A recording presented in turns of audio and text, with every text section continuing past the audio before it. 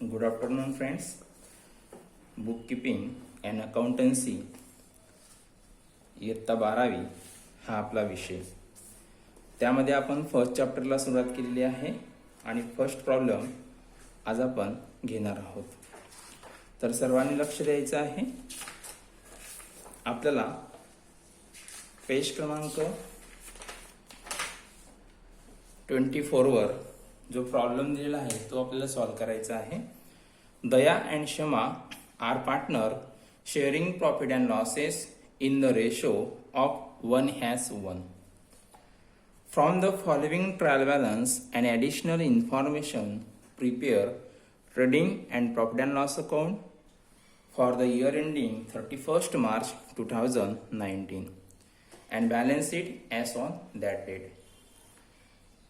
आपल्या संस्थेचे दोन भागीदार आहेत, दया आणि शमा, आणि ते भागीदार त्यांचा नफा तोटा हा एकाच एक प्रमाणात म्हणजे इक्वल प्रमाणात वाटून घेणारे आहेत.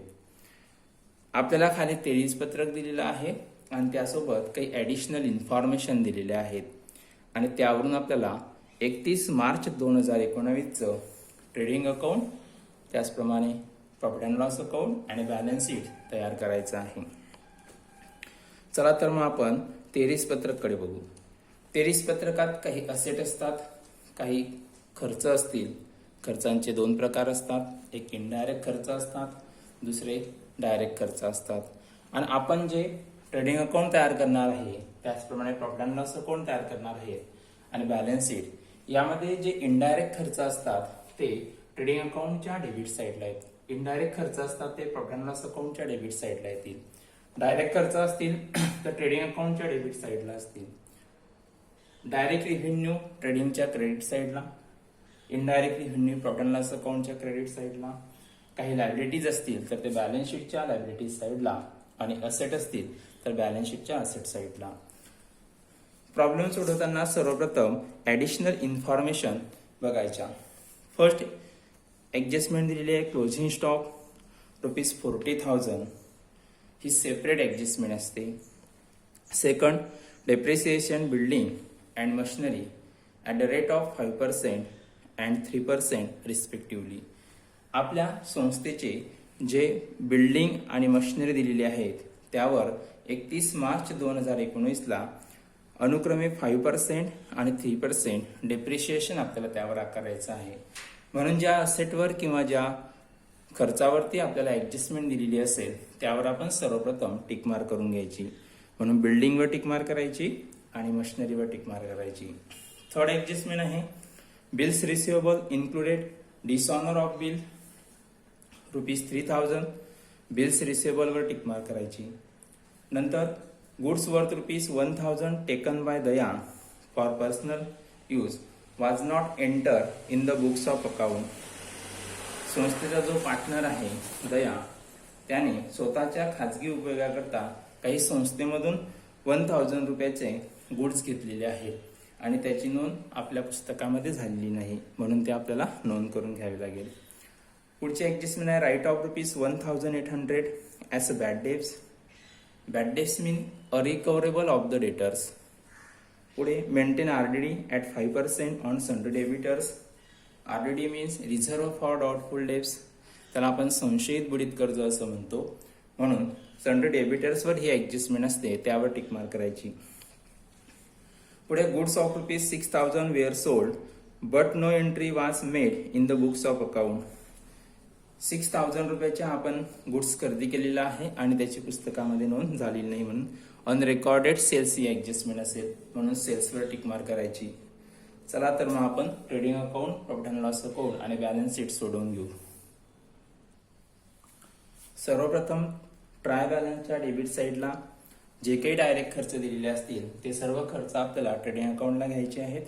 इनडायरेक्ट खर्च असतील तर प्रॉफिट अँड लॉस अकाउंटला आणि असेट असतील तर बॅलन्स शीटच्या असेटला. सर्वात आधी आपल्याला स्टॉक दिलेला आहे 1 एप्रिल 2018, त्याला ओपनिंग स्टॉक म्हणतात. तो ट्रेडिंग अकाउंटच्या डेबिट साईडला ओपनिंग स्टॉक 65,000 आउटरला जाईल. त्यानंतर बिल्स रिसिवेबल आपली असेट आहे 28,000. त्याच्यावरती ॲडजस्टमेंट असल्या कारणाने ती आपल्याला बॅलन्स शीटच्या असेटला इनर कॉलमला 28,000 इनर कॉलमला येतील. त्यानंतर वेजेस अँड सॅलरीज आपला डायरेक्ट खर्च आहे म्हणून ट्रेडिंग अकाउंटच्या डेबिट साइडला to wages and salary. Wages and salary आपल्याला 9,000 दिलेली आहे, आउटरला जाईल. त्यानंतर सन्ड्री डेबिटर्स आपली असेट आहे, बॅलन्स शीटच्या असेट साइडला सन्ड्री डेबिटर्स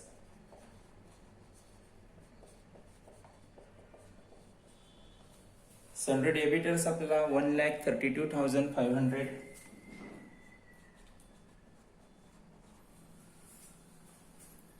नंतर बॅड डेब्ट्स आपला इनडायरेक्ट खर्च आहे, प्रॉफिट अँड लॉस अकाउंटच्या डेबिट साइडला टू बॅड डेब्ट्स.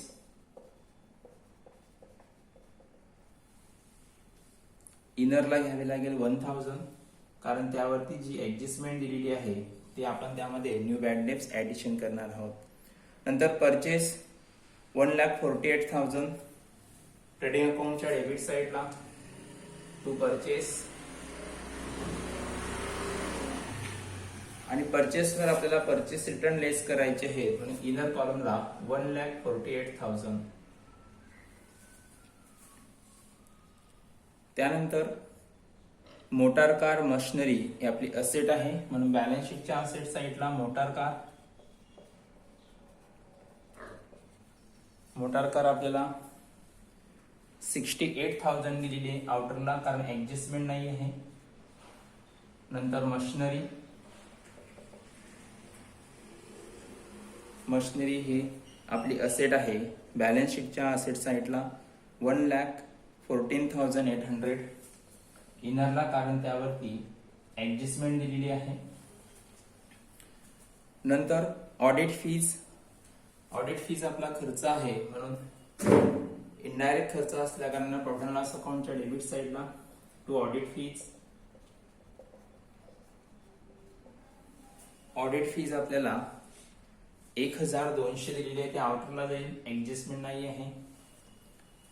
नंतर सेल्स रिटर्न जे ट्रेडिंग अकाउंटच्या क्रेडिट साइडला आपण सेल्स घेणार त्यामधून लेस सेल्स रिटर्न म्हणजे आपण जो माल विकलेला आहे तो माल परत जर आला असेल तर त्याला सेल्स रिटर्न म्हणतात. तो सेल्स मधून मायनस करायचा आहे 2,000. त्यानंतर कॅश बिल्डिंग डिस्काउंट सुद्धा आपला खर्च आहे, तो इनडायरेक्ट खर्च आहे म्हणून प्रॉफिट अँड लॉस अकाउंटच्या डेबिट साइडला डिस्काउंट आपल्याला 2,300 म्हणजे 2,300 दिलेला आहे आउटरला. त्यानंतर बिल्डिंग आपली असेट आहे, बॅलन्स शीटच्या असेट साइडला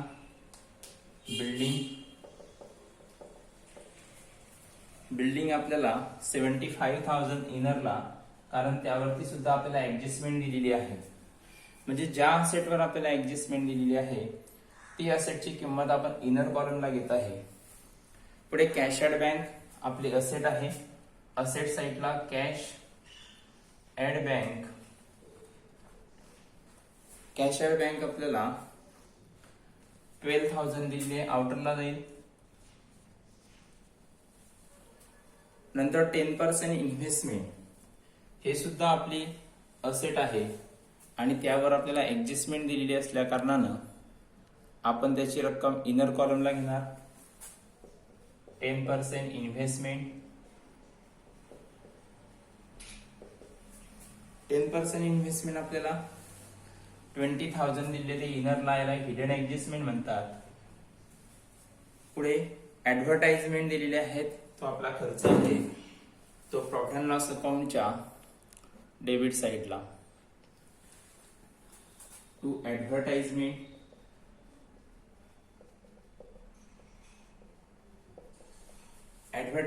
कंसात पेड फॉर 9 मंथ म्हणजे ही सुद्धा आपल्याला हिडन ऍडजस्टमेंट दिलेली आहे म्हणून इनरला 4,500. पुढे रॉयल्टीज म्हणजे स्वामित्व दर, तो डायरेक्ट खर्च असतो ट्रेडिंग अकाउंटच्या डेबिट साइडला टू रॉयल्टीज रॉयल्टीज आपल्याला 3000 दिलेले आहेत, आउटरला जातील. म्हणजे याचा अर्थ ट्रेडिंग अकाउंटच्या डेबिट साईडला आपल्याला डायरेक्ट खर्च दिलेले होते ते आपण ट्रेडिंग अकाउंटच्या डेबिटला घेतलेले आहेत. इनडायरेक्ट खर्च जे होते ते प्रॉफिट अँड लॉस अकाउंटच्या डेबिटला आणि उरलेल्या सर्व ज्या असेट आहेत त्या बॅलन्स शीटच्या असेटला घेतलेल्या आहेत. आता क्रेडिट साईडला जे दिलेले आहे त्याची नोंद करायची. जनरल रिझर्व्ह आपली लायबिलिटीज आहे, म्हणून बॅलन्स शीटच्या लायबिलिटीज साईडला जनरल रिझर्व्ह 14,500 आउटरला जाईल 14,500. कॅपिटल बॅलन्स दयाचं दिलेलं आहे, ते सुद्धा आपली लायबिलिटीज असते. वरती हेडिंग द्यायचं कॅपिटल बॅलन्स दया 1,60,000 इनरला. संस्थेला जर प्रॉफिट झाला असेल तर आपण ऍड करणार आणि संस्थेला लॉस झाला तर ते आपल्याला मायनस करावं लागेल. त्यानंतर क्षमाचं सुद्धा दिलेलं आहे 1,20,000 कॅपिटल दिलेलं आहे, ते सुद्धा इनर कॉलमला येईल. नंतर क्रेडिटर्स दिलेले आहेत. क्रेडिटर हे आपले सावकार असतात, त्याला आपण धनको म्हणतो, ती आपली लायबिलिटीज आहेत. क्रेडिटर्स आपल्याला 98,000 दिलेले आहेत, त्याची रक्कम सुद्धा आउटर कॉलमला जाईल. त्यानंतर आरडीडी ही ओल्ड आरडीडी आहे, जी आपल्याला प्रॉफिट अँड लॉस अकाउंटच्या डेबिटला जी आरडीडी घेतलेली आहे त्या आरडीडी मधून ती आपल्याला सर्वात छोटी मायनस करायची आहे, म्हणून ते आपण नंतर घेऊ. नंतर सेल्स दिलेले आहे 2,85,500. ट्रेडिंग अकाउंटच्या क्रेडिट साईडला वरती हेडिंग गेलाय 2,85,500. त्यामधून आपण 2,000 जे सेल्स आहे ते मायनस करणार. खाली अमाऊंट येईल 2,83,500. त्यावरती ऍडजस्टमेंट असल्या कारणाने त्याची रक्कम सुद्धा आपण इनर कॉलमला घेतलेली आहे. पुढे बघा आउटस्टँडिंग वेजेस दिलेले आहेत. आता आउटस्टँडिंग वेजेस ही आपली लायबिलिटीज आहेत, म्हणून बॅलन्स शीटच्या लायबिलिटीज साईडला आउटस्टँडिंग वेजेस म्हणजे हा न दिलेला खर्च असतो, तो द्यायचा बाकी असेल तर त्याला आपण लायबिलिटीज म्हणतो, देयता म्हणतो. तो आपल्याला 700 दिलेले आउटरला जातील. त्यानंतर परचेस रिटर्न म्हटलेला आहे. आपण जो माल खरेदी केलेला आहे 1,48,000 त्यामधून आपण माल परत पाठवला, म्हणजे परचेस रिटर्न हे परचेस मधून लेस करायचे असतात. ते आपल्याला 4,000 दिलेले आहेत, म्हणजे 1,48,000 मधून 4,000 मायनस करायचे, आउटरला 1,44,000 येतील. आणि शेवटी डिस्काउंट दिलेला आहे. डिस्काउंटचा क्रेडिट बॅलन्स असेल तर तो डिस्काउंट रिसिव्ह असतो, म्हणून तो प्रॉफिट अँड लॉस अकाउंटच्या क्रेडिट साईडला डिस्काउंट 1,800. एकंदरीत आपण सर्व प्रकारचे ट्राय बॅलन्सला असलेले asset, direct expenses, indirect expenses, indirect revenue आणि डायरेक्ट रिव्हेन्यू, त्याचप्रमाणे असेट आणि लायबिलिटीज ट्रान्सफर केलेले आहेत. आता आपल्याला बघा इकडे लायबिलिटीज साईडला आणि असेट साईडला ज्या असेटची किंमत इनरला असेल त्यावर ऍडजस्टमेंट आहे, म्हणजे बिल्स रिसिवेबल वर ऍडजस्टमेंट आहे, सनरे डेबिटर्स वर ऍडजस्टमेंट आहे, मशिनरीवर ऍडजस्टमेंट आहे, बिल्डिंग वर ऍडजस्टमेंट आहे, 10% इन्व्हेस्टमेंट त्यावरती ऍडजस्टमेंट दिलेली आहे. त्याचप्रमाणे इकडे बॅड डेट्स आणि ऍडव्हर्टाइजमेंट ज्यावर ऍडजस्टमेंट दिली असेल त्याची रक्कम आपण इनर कॉलमला घेतलेली आहे. तर आता आपल्याला एक एक ऍडजस्टमेंट सोडवायची आहे. फर्स्ट ऍडजस्टमेंट आहे क्लोजिंग स्टॉक 14,000. क्लोजिंग स्टॉक मध्ये एंडिंग ऑफ द इयरचा स्टॉक आहे. क्लोजिंग स्टॉकचे 2 इफेक्ट होतात. First effect balance sheet of asset side आणि second effect trading account is credit side. म्हणून बॅलन्स शीटच्या असेट साइडला आपल्याला क्लोजिंग स्टॉक घ्यावा लागेल. खाली यायचं क्लोजिंग स्टॉक, आउटरला 40,000 आणि second effect trading account is credit side by closing stock.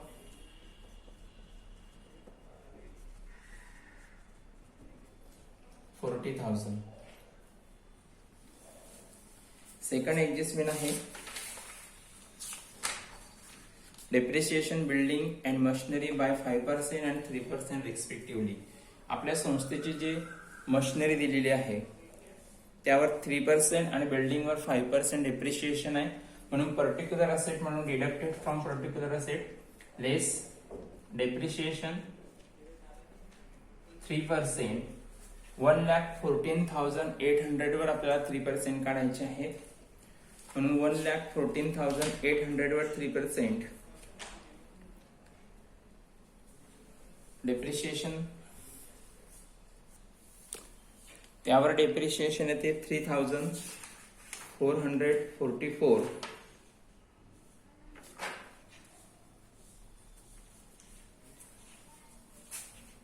$3,444 1,14,800 म्हणून 3,444 आपल्याला मायनस करायचे आहे.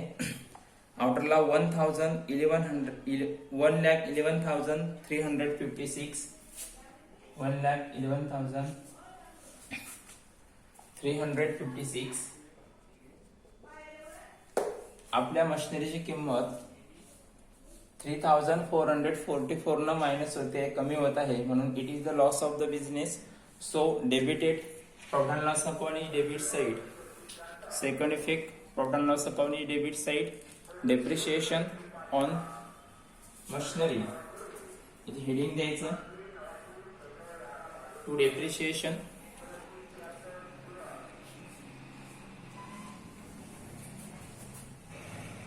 टू डेप्रिसिएशन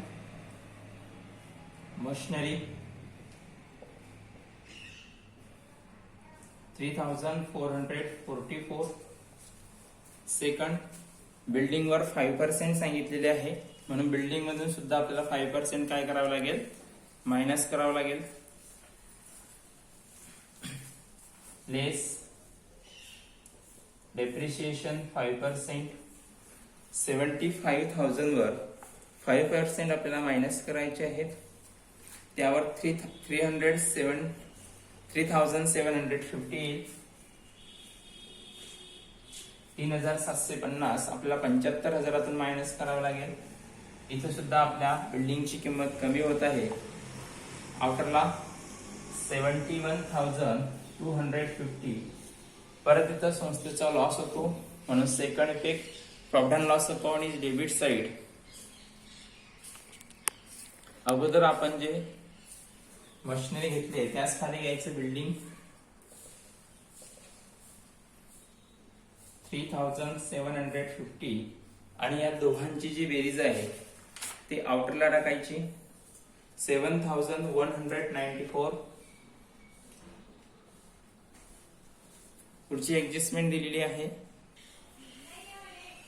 पुढची ऍडजस्टमेंट आहे bills receivable include dishonour of bill.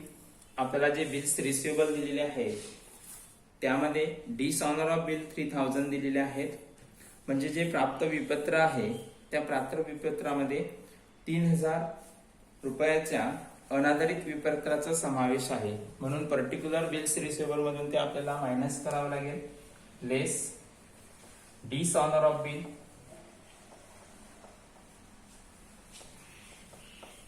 3,000 लेस करायचे. 28,000 मधून 3,000 लेस करा, आउटरला 25,000.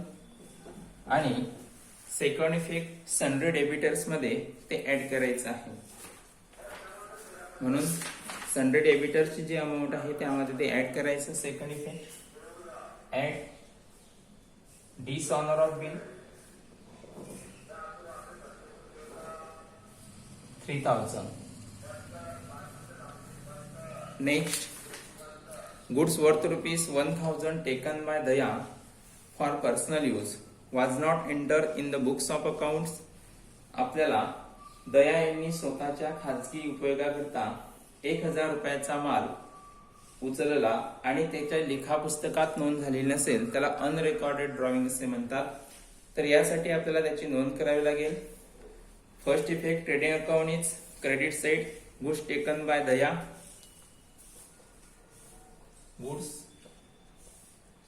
taken बाय दया 1000 आउटरला. आणि second effect balance sheet of liabilities side capital मधून आपल्याला मायनस करावं लागेल, म्हणून इथं ऍड नेट प्रॉफिट किंवा नेट लॉस असेल, नंतर लेस ड्रॉइंग 1000 आपण ती नंतर कॅपिटल मधून मायनस करू. नेक्स्ट ऍडजस्टमेंट आहे goods worth right of ₹1,800 as a bad debts and maintain RD at 5% on Sunday debitors. अगोदर आपण संडे डेबिटर्स मध्ये डिसऑनर ऑफ बिल 3000 ऍड केलेले आहेत. त्याची बेरीज इनरलाच घ्यायची 1,35,500. त्यामधून लेस बॅड डेब्ट्स आपल्याला 1,800 दिलेले आहे, ते मायनस करायचे. आणि सेकंड इफेक्ट तो संस्थेचा लॉस आहे, म्हणून प्रॉफिट अँड लॉस अकाउंटच्या डेबिट साइडला जे आपण अगोदर बॅड डेब्ट्स घेतलेले आहे त्या बॅड डेब्ट्स मध्ये ऍड न्यू बॅड डेब्ट्स 1,800. त्यानंतर आपल्याला 5% आरडीडी दिलेली आहे. आता 5% आरडीडी त्यामधून काय करायची, मायनस करायची.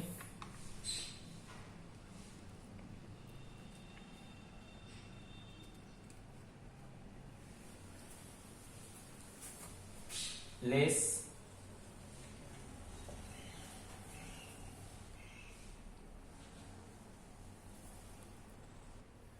आपल्याला डेबिटर्स संडे डेबिटर्स 1,32,500 दिले होते. त्यामध्ये आपण डिसऑनर बिल 3000 ऍड केले, त्याची अमाऊंट 1,35,500 झालेली आहे. त्यानंतर अनरेकॉर्डेड सेल्स आपण 6,000 ऍड केलेले आहे, नंतर त्याची अमाऊंट 1,41,500 आणि बॅड डेब्ट्स आपण 1,800 मायनस केले. आता आपल्यापाशी 1,39,700 चे डेबिटर्स आहे आणि त्यामधून आपल्याला लेस आरडीडी मायनस करायचे 5%. 1,39,700 त्यामधून आपण जर आरडीडी मायनस केली तर 6,985 आपली आरडीडी येणार आहे. 6,985 आणि तेव्हा त्याची अमाऊंट मायनस करून आउटरला 1,32,750 1,32,750. आता यांचा सेकंड इफेक्ट जो आहे तो आपल्याला बॅड डेब्ट्स मध्ये ऍड करावा लागेल, म्हणून ऍड आरडीडी 6,985. त्याचप्रमाणे बघा आपल्याला टोटल आपले बॅड डेब्ट्स झालेले आहेत 1,000, 1,800 आणि 6,985. या सर्वांची बेरीज केल्यानंतर 9,785 येते. 9,785 आणि ट्राय बॅलन्सच्या क्रेडिट साइडला जी ओल्ड आरडीडी दिलेली आहे ते आपल्याला त्यातून मायनस करावे लागेल. लेस ओल्ड आरडीडी ती आपल्याला 1,800 दिलेली आहे, म्हणजे या रकमेतून 1,800 आपल्याला मायनस करायचे आहे आणि आलेली रक्कम आउटरला जाईल 7,985. 7,985. ओके. त्यानंतर लास्ट ऍडजस्टमेंट आहे goods of 6,000 were sold but no entry was made in the books of account. आपण अनरेकॉर्डेड सेल्स संडे डेबिटर्स मध्ये ऍड केलेले आहेत. सेकंड इफेक्ट आपल्याला सेल्स मध्ये सुद्धा ऍड करावा लागेल. Add unrecorded sales 6,000. तेव्हा त्याची बेरीज आउटरला 2,89,500. 2,89,500.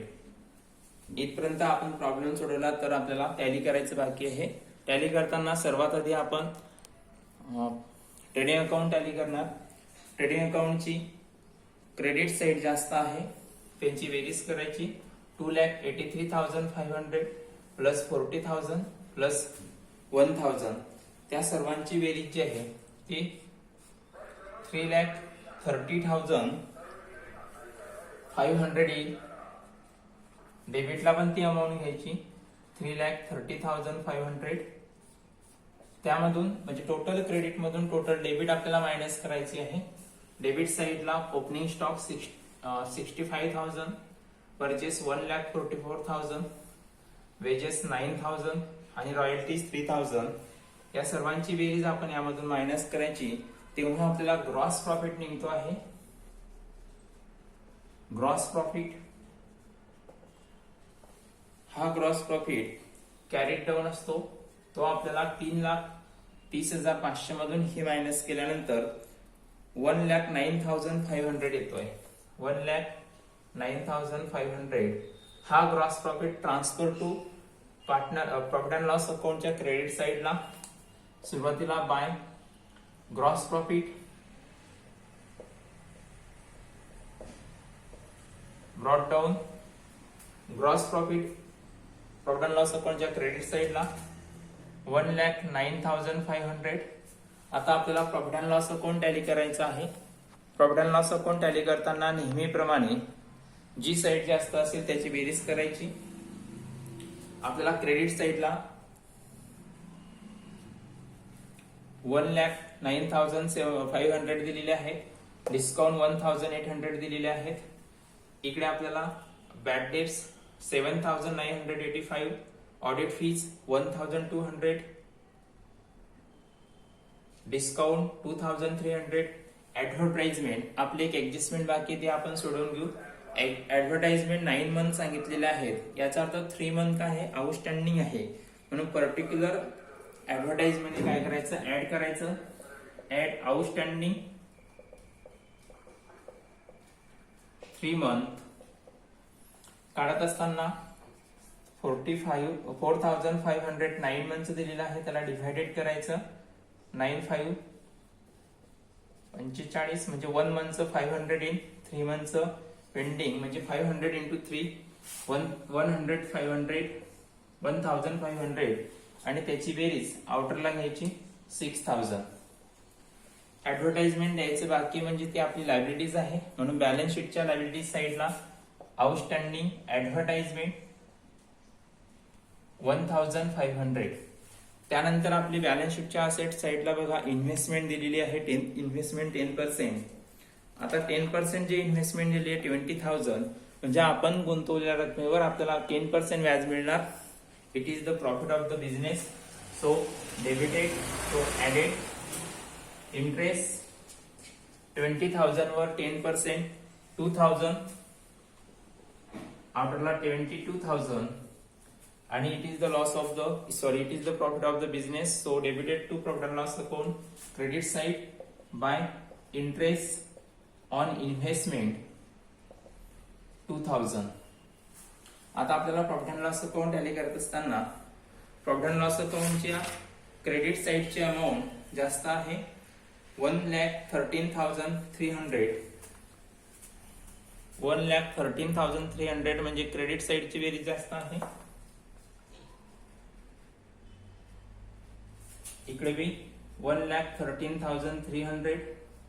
टोटल क्रेडिट मधून आपल्याला टोटल डेबिटची अमाऊंट मायनस करायची आहे, म्हणजे आपल्याला नेट प्रॉफिट निघतो. नेट प्रॉफिट हा 88,621 येतो, म्हणजे 88,621. आता 88,621 हा जो नेट प्रॉफिट आलेला आहे, हा दोघं पार्टनरला त्यांच्या प्रॉफिट शेअरिंग रेशोनुसार वाटायचा असतो. त्यांचा प्रॉफिट शेअरिंग रेशो एकास एक दिलेला आहे, म्हणजे दोन्ही बेचोक 8, परत 8 घेतले, बेचोक 8, बेत्रिक 6, बेक बे, म्हणजे एकाला येतो तो 44,311 आणि दुसऱ्याला सुद्धा 44,310 येईल. इथं सम असल्या कारण एकाला जास्त द्यायचा, म्हणून इथं खाली येईल 2 दया, 2 क्षमा दोघांना एकाला 44,311 आणि एकाला 44,310. हा net profit transfer to partners capital अकाउंटच्या बॅलन्स शीटच्या लायबिलिटीज साईडला त्यांच्या कॅपिटल मध्ये ऍड करायचा आहे. दयाला 44,311 दिला आणि क्षमाला ऍड नेट प्रॉफिट 44,310 दिलेला आहे. आता यांची बेरीज करायची. बघा, आपल्याला कॅपिटल अकाउंट दयाचं 1,60,000 दिलेलं आहे. नेट प्रॉफिट 44,311 आहेत. ड्रॉविंग 1,000 रुपये आपल्याला मायनस करायचे आहेत.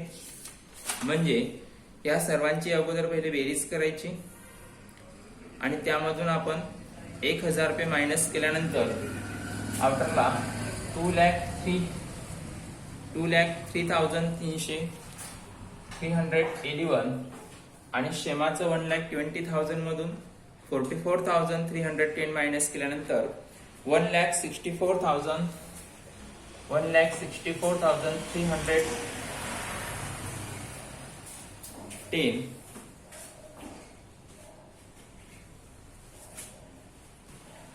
क्षमाचं 1,20,000 कॅपिटल ऍट नेट प्रॉफिट 44,310 त्यांचे ऍडिशन केल्यानंतर 1,64,310 आलेले आहेत.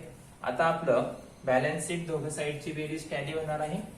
बॅलन्स शीटच्या असेट साईडची बेरीज अगोदर करायची किंवा लायबिलिटी साईडची, कोणत्याही साईडची बेरीज केल्यानंतर बघा, असेट साईडला आपल्याला कॅश ॲट बँक दिलेली आहे 12,000, बिल्स रिसिवेबल 28,000 होते. त्यामधून आपण डिसऑनर ऑफ बिल 3,000 मायनस केले, आउटरला 25,000.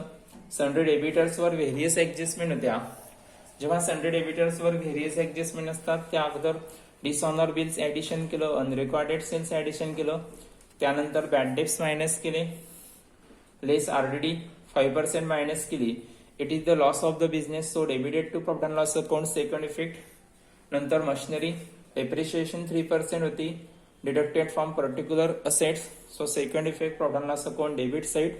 बिल्डिंग मधून सुद्धा same, deducted from particular building 5%, 3,750, so second effect profit and loss account debit side. Investment 10%, so interest add in particular investment, so profit of the business 2,000, second effect profit and loss account is credit side. शेवटी closing stock आणि motor car. इकडे capital account, Sunday creditors, general reserve, outstanding wedges आणि outstanding advertisement आणि दोघं साईडची आपण जेव्हा बेरीज केली